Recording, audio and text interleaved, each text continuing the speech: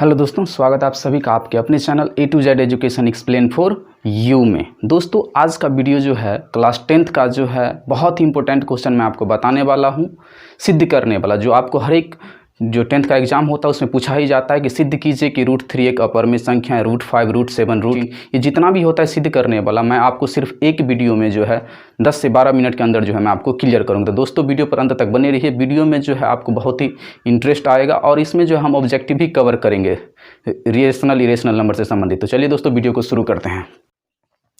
सबसे पहले जानना ये जरूरी हो जाता है कि अपर में संख्या क्या होता है, जिसे हम कहते हैं रेशनल नंबर।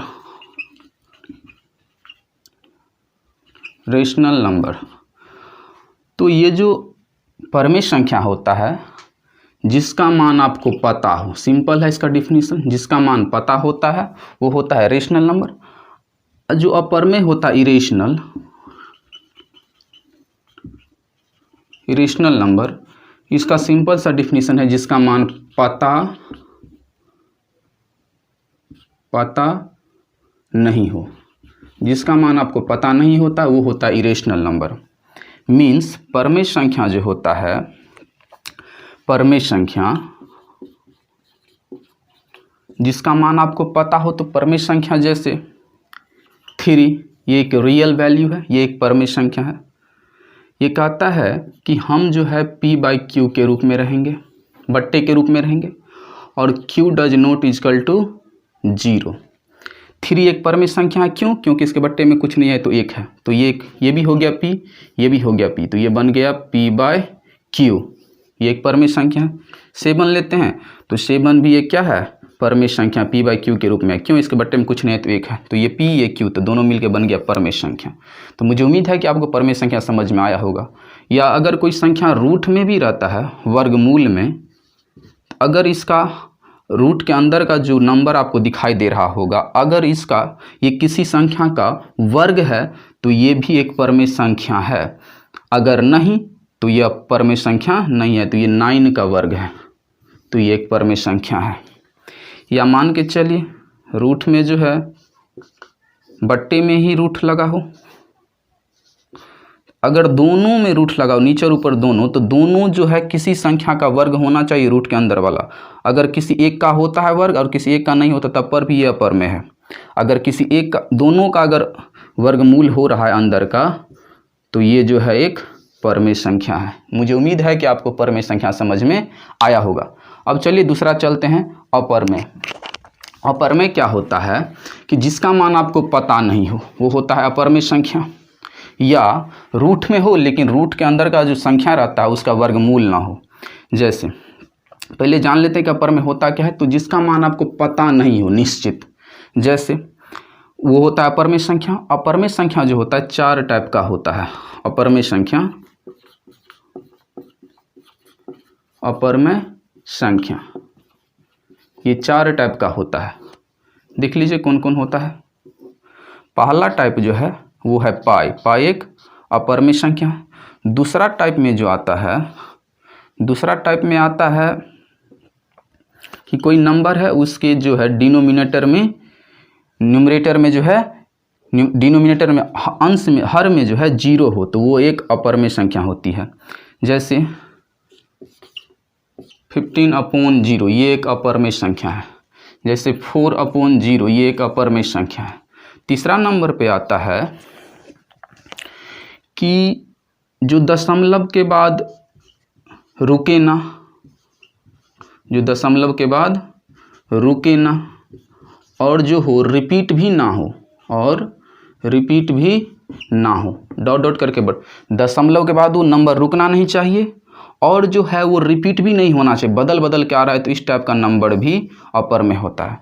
चौथा जो टाइप है इसका, चौथा टाइप वो रूट में होना चाहिए, और रूट में है तो रूट में से जो नंबर रूट के अंदर है वो किसी नंबर का जो है वर्गमूल नहीं होना चाहिए, ऐसा नंबर जो है अपरमेय संख्या होता है। इसमें हमने 4 टाइप पढ़ा है। पहला टाइप पढ़ा है कि पाई एक अपरमेय संख्या है। दूसरा कि अगर किसी नंबर के हर में 0 है तो वो भी जो है होता है अपरमेय संख्या। ऐसा इसलिए क्योंकि अगर किसी नंबर के हर में 0 है तो ये जो हो जाता है not define, note define means अपरिभाषित, मतलब जिसका परिभाषा या जिसका मान हमें पता नहीं कर सकते हैं, पता नहीं होता, नोट डिफाइन होता है, तो ऐसे नंबर भी अपर में संख्या होता है। तो ऑब्जेक्टिव में जो है आपका ये कवर हो गया कि पाई एक अपर में संख्या, अगर किसी नंबर के बट्टे में 0 है तो वो भी एक अपर में संख्या, अगर दशमलव के बाद नंबर रिपीट नहीं हो रहा है और नंबर चेंज होते ही जा रहा है और अनंत तक आ रहा है तो ऐसा नंबर भी जो है अपर में संख्या होता है। और चौथा जो है रूट के अंदर में होगा और उसका जो है वर्गमूल नहीं बनेगा तो वो नंबर भी अपर में संख्या होगा। मुझे उम्मीद है कि आपको ये बात समझ में आया होगा। तो चलिए अब जो है नेक्स्ट है इसमें सह अभाज्य संख्या। तो सिंपल है, जब दो नंबर फ्रैक्शन के रूप में रहता है p/q के रूप में, तो इस दोनों का जो उभयनिष्ठ गुणनखंड हो एक हो। मेरे कहने का मतलब है, मान के चलिए 5/3 ले लिए तो ये p/q के रूप में है। तो अगर 5 और 3 में केवल एक ही है जो इस दोनों को डिवाइड कर सकता है और दूसरा कोई नहीं, तो ये 5 और 3 जो है सह अभाज्य संख्या है। मुझे उम्मीद है कि आपको समझ में आया होगा। जैसे मान के हम 10 ले लेते हैं और यहाँ पे जो है 4 ले लेते हैं, तो ये एक सह अभाज्य संख्या भी नहीं है। क्यों? क्योंकि ये इसमें जो है एक तो इसको डिवाइड करेगा ही, 1 दहन 10 1 चौका 4, लेकिन इसको 2 भी डिवाइड कर रहा है, 2 पंचे 10 2 दूनी 4। तो सह अभाज्य संख्या कहने का मतलब होता है कि 2 नंबर रहेगा, उसमें केवल जो है एक ही उभयनिष्ठ गुणनखंड होना चाहिए, मतलब दोनों को केवल एक काटे और दूसरा कोई नहीं। या इसको पहचानने का सिंपल सा तरीका है कि 2 नंबर अगर है तो इस दोनों का जो है HCF 1 होना चाहिए, तो ऐसा नंबर जो है सह अभाज्य संख्या होता है। मुझे उम्मीद है कि आपको ये भी समझ में आया होगा। तो चलिए अब जो है हम परमेय संख्या का एक बहुत ही इम्पोर्टेंट कवर करते हैं कि परमेय संख्या जो होता है, जितने भी नंबर होते हैं, प्राकृतिक संख्या, पूर्ण संख्या, इंटीजर, सब परमेय संख्या होता है। लेकिन पर रियल परमेय संख्या कौन होता है? जैसे है अभी 10/20, तो क्या ये परमेय संख्या है? परमेय संख्या है, लेकिन रियल में अभी ये परमेय संख्या नहीं है। इसका रियल वैल्यू जो होगा 1/2। रियल परमेय संख्या वो होता है जिसमें उभयनिष्ठ गुणनखंड जो है कोई होना नहीं चाहिए एक के अतिरिक्त, वो होता है रियल परमेय संख्या। मुझे उम्मीद है कि आपको ये समझ में आया होगा। तो चलिए दोस्तों, अब जो है वीडियो को जो है हम शुरू करते हैं और सिद्ध करते हैं सवाल को कि √3 जो है एक अपरमेय संख्या। इस सवाल को सिद्ध करने के बाद आपको √5, √7, √11, √17, √21, √33 ये सब जितने भी हैं सब जो है आपको एक ही सवाल में कवर हो जाएगा। तो दोस्तों वीडियो पर जो आप अंत तक बने रहिए। वीडियो अगर आपको पसंद आता है तो जल्दी से लाइक कीजिए, शेयर कीजिए, दोस्तों के बीच जो है बताइए कि यहाँ पे जो है अच्छे कंटेंट प्रोवाइड कराया जाता है। इसमें जो है मात्र हम एक सवाल को कवर करेंगे और NCERT का जितना भी सवाल है सब आपको इसी सवाल के पर बन जाएगा। इसमें जो है अगर इस सवाल को हमने सिद्ध कर दिया और आपको समझ में आ गया तो आपको √5, √7, √2, √11, √17 सब जो है इसी सवाल पर बन जाएगा। तो वीडियो को जो अंत तक देखते रहिए। तो दोस्तों इसमें कहा है कि सिद्ध करें कि √3 एक अपरमेय संख्या है। तो सबसे पहले जो है √3 हमको पता है कि ये एक अपरमेय संख्या है। क्यों? क्योंकि अपरमेय संख्या का डेफिनेशन होता है जिसका मान हमें पता ना हो। तो √3 का जब हम मान पता करेंगे तो 1.732 डॉट डॉट डॉट करके आता रहता है। तो ये तो एक अपरमेय संख्या है कि दशमलव के बाद अंक जो आ रहा है वो लगातार आते ही जा रहा है और जो बदल बदल के आ रहा है, ये तो अपरमेय संख्या है। या रूट में है और बाहर नहीं निकल रहा है फिर भी ये अपरमेय संख्या है। लेकिन हमें कह रहा है कि प्रूव्ड करना है। तो क्या करते हैं, अगर किसी चीज़ को हमें प्रूव्ड करना हो, पता है कि ये जो है अपरमेय, फिर भी कह रहा है कि प्रूव्ड करने के लिए, तो हम क्या करेंगे, अपोजिट मान लेंगे। क्यों? अगर कोई व्यक्ति अच्छा है और उसे जो है हमें खराब साबित करना है तो खराब नहीं होगा। क्यों? क्योंकि पहले से अच्छा है, तो उसे हम खराब साबित करने के लिए कहेंगे, उसे जो है खराब बात बोलेंगे, जो है उसे चाहेंगे कि ये गुस्सा हो जाए, लेकिन वो अच्छा होगा तो गुस्सा नहीं करेगा। तो उसके लिए हम क्या करेंगे, उसे भड़काएंगे। उसी तरह जो है इसको हम अपोजिट मान लेंगे। अपरमेय है तो इसे हम मान लेंगे कि परमेय है। रियल में अपरमेय है तो कुछ भी करेंगे ये तो परमेय बनेगा नहीं, तो अपोजिट तब तक मान लेते हैं। अगर इसके रूल को फॉलो कर लिया तो ये अपरमेय, रूल को फॉलो नहीं करेगा तो परमेय, लेकिन है तो ये अपरमेय, बनेगा ही अपरमेय। तो चलिए इसी सब को जो है हम इसमें डिस्कस कर लिए हैं। अब तो टॉपिक पे चलते हैं। तो इसको जो हम मान लेते हैं, माना कि √3 जो है एक परिमेय संख्या है, परिमेय संख्या है। तो जब √3 परमेय संख्या है तो √3 जब परमेय संख्या है तो इसका मतलब ये p/q के रूप में होना चाहिए। इसके बट्टे में कुछ नहीं है तो एक तो p/q के रूप में होगा कि नहीं। और जहाँ जब p परमेय संख्या जो होता है p/q, उसके नीचे में क्या नहीं होना चाहिए, q = नॉट 0 और p और q का जो है HCF 1 आना चाहिए, 1 आना चाहिए। या आप कह सकते हैं कि p और q सहअभाज्य संख्या है, सहअभाज्य संख्या है। p/q जो है इसमें इसका HCF 1 आना चाहिए, या नहीं तो p/q सहअभाज्य संख्या होना चाहिए। सहअभाज्य संख्या मैंने आपको अभी समझाया है कि अगर इसमें कोई उभयनिष्ठ गुणनखंड नहीं आया, हमने कहा है कि अभाज्य संख्या है, सहअभाज्य संख्या नहीं आया तो ये परमेय है। अगर इस दोनों में कोई भी उभयनिष्ठ गुणनखंड आ गया एक के अतिरिक्त, इसका मतलब ये परमेय संख्या नहीं है, ये सहअभाज्य संख्या नहीं होगा, तो ये परमेय भी नहीं होगा। और जब भी परमेय नहीं होगा इसका मतलब वह परमेय होगा। तो अब हम क्या करते हैं, दोनों तरफ ये जो आपको दिख रहा है लेफ्ट और राइट दोनों हम क्या करते हैं, दोनों तरफ वर्ग कर देते हैं। वर्ग करने का मतलब होता है स्क्वायर। दोनों तरफ वर्ग करने पर तो दोनों तरफ जब वर्ग करेंगे तो √3 पर भी स्क्वायर लगेगा बराबर p/q पर भी स्क्वायर लगेगा। अब स्क्वायर से आपको पता है कि रूट कट जाता है तो ये बचेगा 3 और यहाँ पे बचेगा p/q। अब देखिए p/q बचेगा। अब जो इस पर से स्क्वायर हटाएं तो स्क्वायर इस पर भी पड़ेगा और इस पर भी पड़ेगा। मैंने आपको इससे पीछे वाले वीडियो में बताया है कि अगर m/n है और इस पर स्क्वायर है कोई भी x, तो जब इंटू हटाते हैं तो स्क्वायर जो है दोनों पर पड़ता है, अंश पर भी और हर पर भी, अंश पर भी और हर पर भी। तो मुझे उम्मीद है कि आपको याद आ गया होगा। ऐसे भी आपको पता होना चाहिए, छोटी सी बात है। स्क्वायर हटेगा तो p पर भी पड़ेगा और q पर भी पड़ेगा। अब देखिए यहाँ पे, अब इसके बट्टे में कुछ नहीं है तो 1 है, इसका क्या होगा, क्रॉस मल्टीप्लिकेशन होगा। तो यहाँ पे जो है 3 को q² से गुना करेंगे तो 3q² और p² को 1 से गुना करेंगे तो p²। अब थोड़ा देखिए, चलिए आगे करते हैं इसको।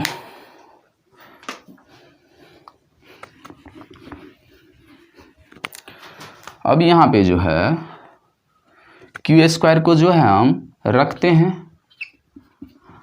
3 और q² के बीच में जो है इंटू का सिंबल है। जब भी इंटू को एक रखते हैं दूसरे को रखते हैं तो दूसरा जो है बट्टा में चला जाता है, भाग में चला जाता है। तो q² को रखेंगे तो 3 कहाँ चला जाएगा, p के बट्टा में, तो p² बराबर बट्टे 3। अब देखिए यहाँ पे इसको इक्वेशन हम 1 मान लेते हैं तब तक।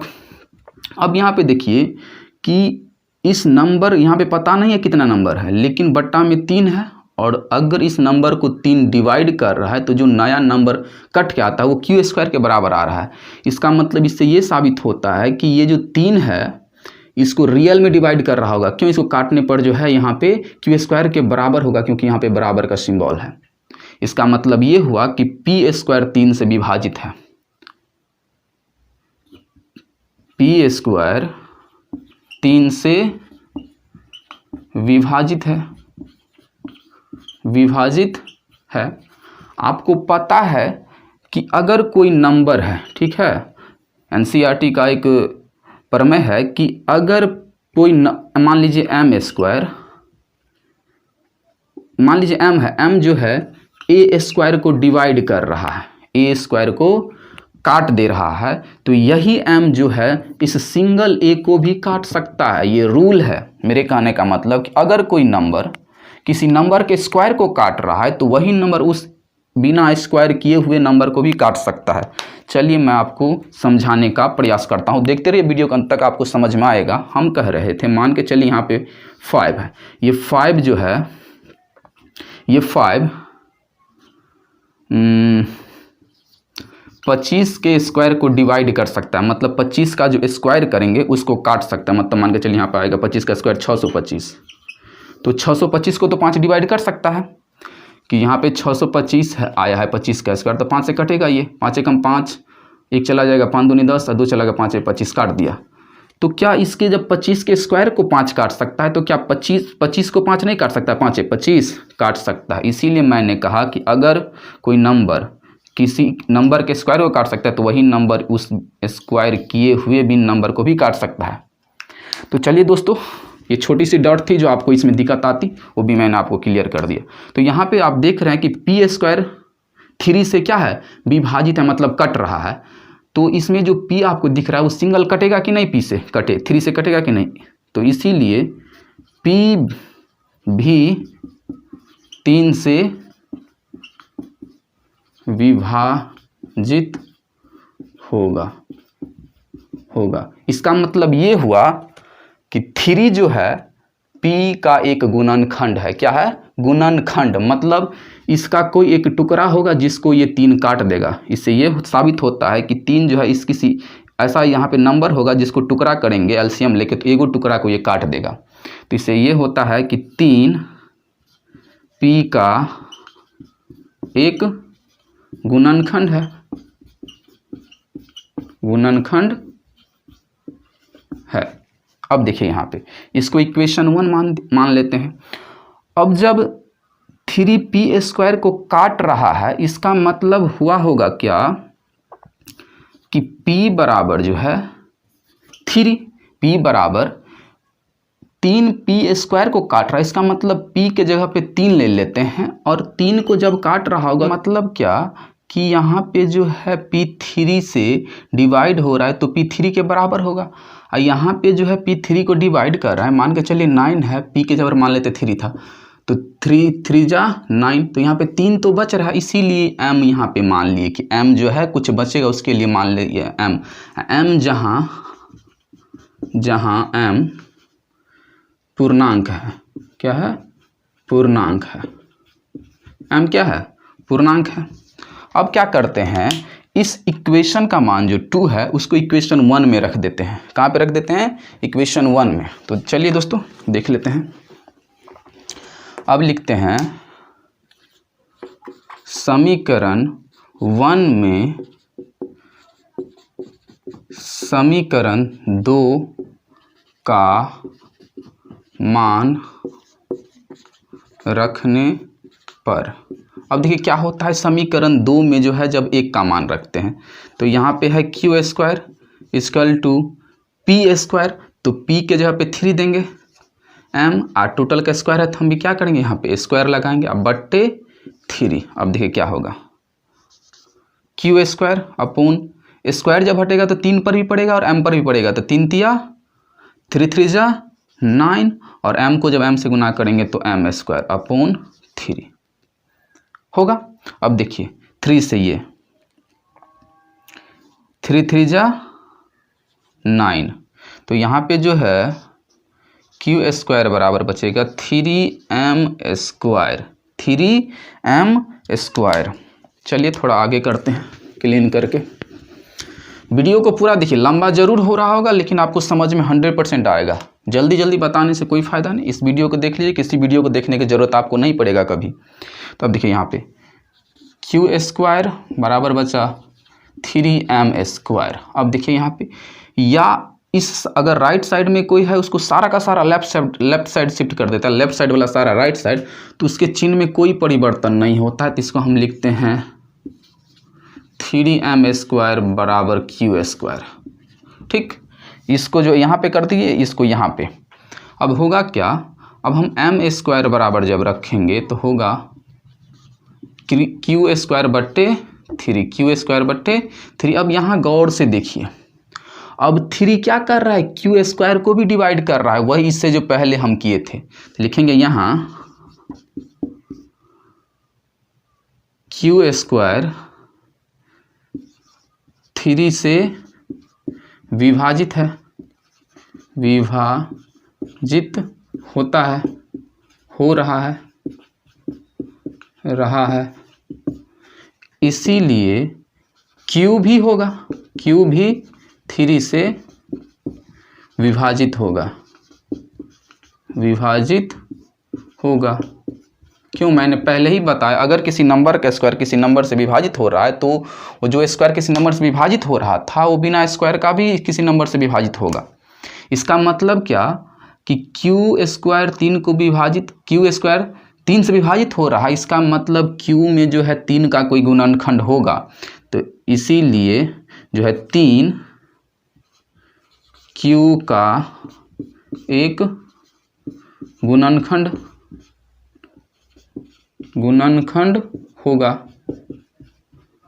होगा। अब आगे देख लीजिए।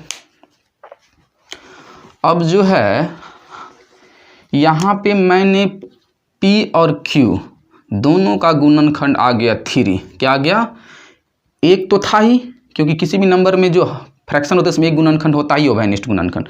लेकिन P में भी आया था 3 गुणनखंड और Q में भी आया था 3 गुणनखंड, जबकि हमको यहाँ पे आपको बताए थे कि P और Q सवाभाज्य संख्या, उसमें कोई गुणनखंड नहीं होना चाहिए, तभी वो परमेय संख्या होता। लेकिन हमारे माने हुए कल्पना के विरोधाभास हो गया कि इसमें गुणनखंड आ गया। इसका मतलब ये हुआ कि ये सवाभाज्य संख्या नहीं है P/Q, और जब ये सवाभाज्य संख्या नहीं तो इसका मतलब ये परमेय संख्या भी नहीं होगा। तो लिखें, इसका मतलब वो अपरमेय होगा। तो लिखेंगे स्थिति 1 एवं 2 में P और Q का उभयनिष्ठ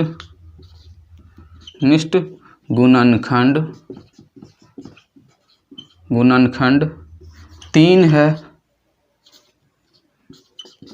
जो कि